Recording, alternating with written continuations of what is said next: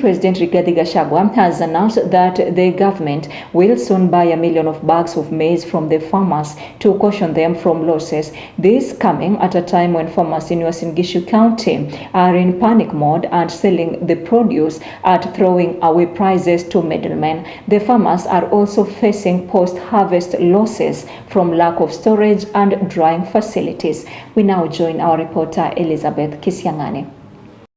Heaps of harvested maize covers huge tracts of land in Mafuta Muibena, Uasin Gishu County as farmers rush to harvest their crops before the projected rainfall. Farmers are holding their breath that heavens will not open too soon as they are not ready. Tumesikia serikali ikisema mvua inakuja, that's why tumeamua tufune mapema mambo ya hali anga vile itakuwa. For some, it's even worse as the crops in their farms are not ready for harvest and they project that it will take longer to mature than the projected dates of the rains. Kwa ni ya nyuma, nilipanda alafu mvua ikapotea.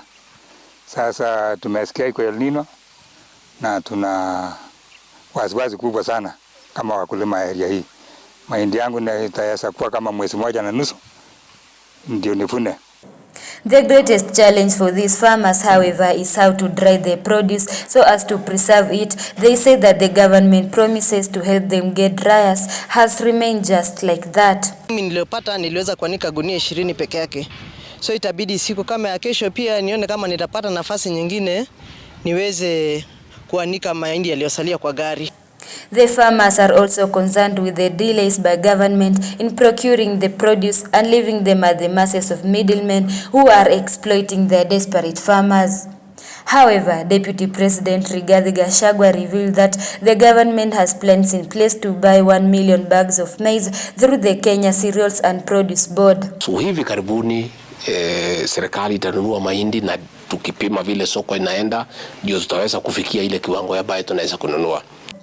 Reporting for Tandao News Outlook, I'm Elizabeth Kisiangani.